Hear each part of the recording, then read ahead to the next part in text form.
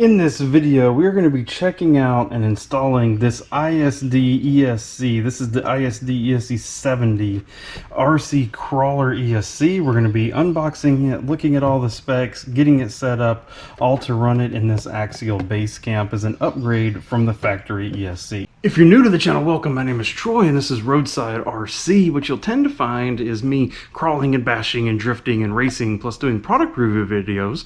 And typically, when I am modifying an RC crawler, I am a huge fan of the Hobbywing 1080 ESC. But there's a competitor out there on the market. I've talked to some people that have already run this. They're pretty happy with it. Has some unique features, so I decided to pick one up and give it a shot. So let's get this thing out of the box and start getting it set up.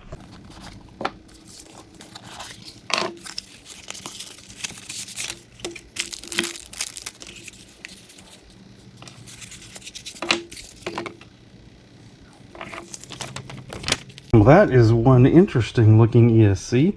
Footprints, I'm going to say roughly the same as that of the Hobbywing 1080. All the wires just coming out of one side of it here. The plug for power and everything and for setting it up is actually not included. I mean, it's not hardwired in, which from reading the instructions, you don't actually have to have it. This is part of the Bluetooth and you can do some other settings with it, but really it'll do an auto turn on and auto turn off when you're just plugging the battery in. So if you want to save this space of this plug, you can actually just remove it and leave it off unless you need it. You're probably going to need, however, the plug to the receiver at all times. So they provide you with the jumper, but it's interesting that it's not soldered onto the board. It's not a solidified piece. I guess that's good. I mean, if you ever damage it, you could easily replace it, but not something that we're used to seeing. So clearly, one of the first jobs that I have is to get ends soldered on to these wires. So black and red in the middle, it looks like, go to the battery. Yellow and blue, as typical for brushed motors, go to the motor. So I'm gonna make sure that this is just long enough, probably shorten up both of these and solder on the appropriate ends for them that I'll be using. The whole thing's now mounted up. I moved a little mounting plate up here right behind the battery and all that. Power switches over here. Haven't finished really tucking in all the other wiring yet until we really get this done. Now it's up to the calibration. And so far, I'm going to be honest, reading exactly through the manual, it's not 100% clear, so I need to try it a little bit, and then I can come back and tell you. There's a whole app, and I've got it downloaded. I need to figure this out. I need to figure out how to program it. Not 100% clear, and so we're going to do this, and I'll come back and tell you what I found. Good news. First two major mysteries solved. So I couldn't for the life of me get it to go through the throttle calibration procedure. That's because I actually had to reverse my throttle channel for it to see it. In order to trigger the manual calibration, you have to power the unit on with your controller in full throttle. Well, it was getting the reverse signal, not the full throttle signal, so it would never go into the manual ESC calibration for neutral, forward, reverse. So that just would not work. Couldn't figure out why it wouldn't work. Finally, I realized throttle reverse switch, and then that triggers it.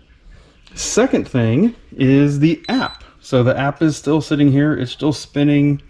Things are still working. So powered it on. Once throttle calibrated, powered it on. It comes on and it has a green light. That's its normal ready. So now we have a blue light. So once it's on and throttle's been calibrated, you have to hold it again. A blue flashing light means looking for Bluetooth, and at that point I was able to get it to calibrate. It just went through and updated the firmware on the ESC through the Bluetooth through the internet, and now it's giving me a whole bunch of error things and saying that I need to calibrate my throttle. So let's go maybe do all that over again and see what happens. The app is the key to everything. So you can, once you finally get it paired up right, clicking here to remote calibration, it'll tell you that it's doing neutral. And look, it even gives you a pretty picture of the controller sitting in neutral, says it's successful.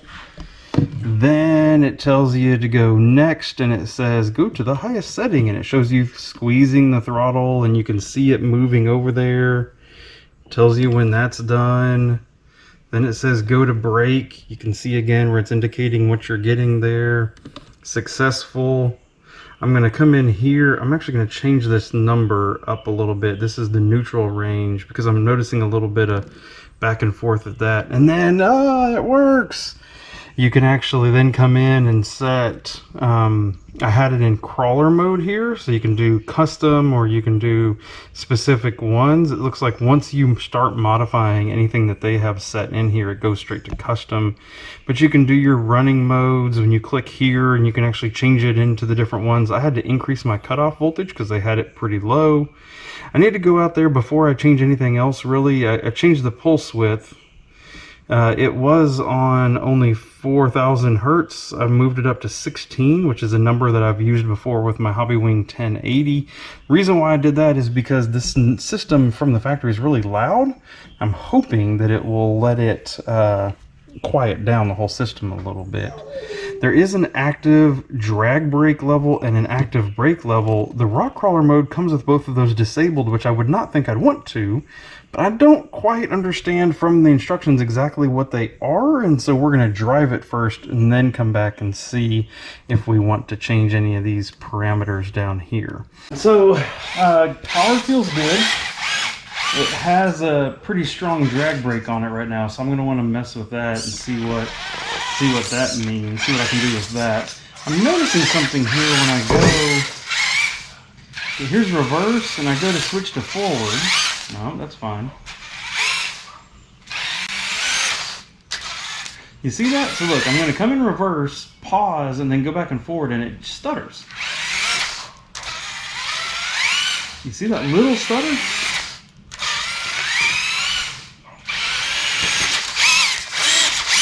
If you're hard on the throttle, it doesn't seem to do it, but just it's like it's trying to figure out rotation or something.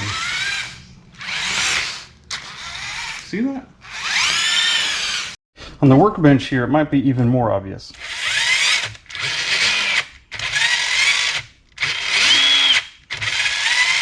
And it's like it has to catch a little bit first. It's kind of odd. Okay, I turned active drag brake. From this initial parameters, active drag brake is disabled. So just to see what it does, I moved it to 20, and it told me what it does pretty quickly. So let's see if we drive, and then we stop. The truck goes utterly crazy. Reading through the instructions, what I think it's trying to do is, for a drag brake situation, hold the motor kind of forward back a little bit to make sure that it doesn't move. I don't know why we would really have that compared to a regular drag brake, but it's interesting. So it's there.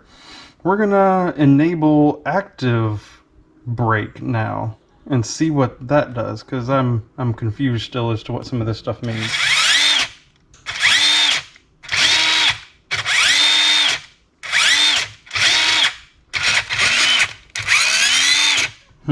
Okay, can't feel that one yet. So the one big glaring thing that I see, that I don't see in all of this actually, compared to the Hobbywing 1080, I don't see a way to actually modify the drag brake and how strong the drag brake is. The other thing that Hobbywing does a really good job of is they do, I forget what they call it, but like a soft drag brake, so that when you're going and you stop, it doesn't just immediately apply the drag brake, but it kind of ramps it in. And I don't see that feature in here at all. I kind of assumed it'd be the active drag brake level, but again, that comes disabled. So it's literally turned all the way off. I mean, I guess maybe I can come in and try to put it at a very low level and see what happens. But so far, everything I can tell says that it's still a drag brake. It's still immediate.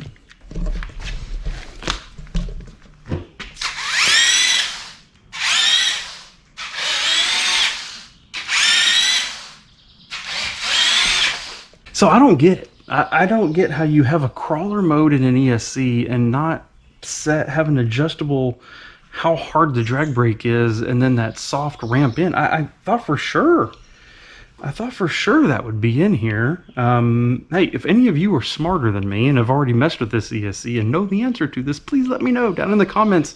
I'd love to fix it. All right, backyard crawler course, because we gotta try it, right? We gotta drive the thing and see, like, how does it really feel before I make a full judgment.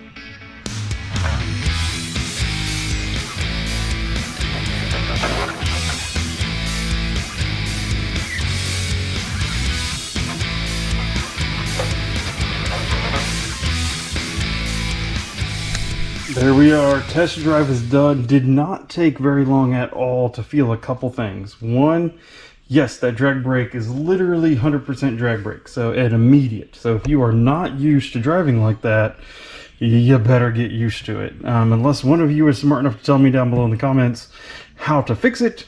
It is immediate, it is 100%, so you have to get used to it. Can you get used to it? Yes, that is the thing, you can, but the Hobbywing makes it so you don't have to. Second part is part of the reason why I wanted to change the ESC out in this truck was low speed throttle control was really not super great with the Spectrum. It wasn't really bad, but it wasn't really good either. This definitely is an improvement in that regards. So at the end of the day, so at the end of the day, is it worth it? I mean, it's a little bit cheaper than the Hobbywing. But I'm never gonna buy one again. I'm just gonna buy the Hobbywing. Like, it's not that much more expensive. It's really cheap anyway. Just buy the Hobbywing 1080 ESC. It's easier to set up. It's easier to program, and the programming features that it has are just as good. Like, I mean, this has a little bit more tweak. It's a little bit fancier. It's got the app. It's got all that stuff. But at the end of the day, I don't care. It's just a brushed ESC for my crawler. Plug it in. Set a couple parameters. Just work. I don't need it to be this complicated. And it's not... It didn't make it better. It didn't make it better than the 1080. So, yeah... I'm just going to provide a link to you. For the Hobbywing 1080 down in the video description, and you can just buy that one instead. Yeah, I think that's the right answer. I really, really do.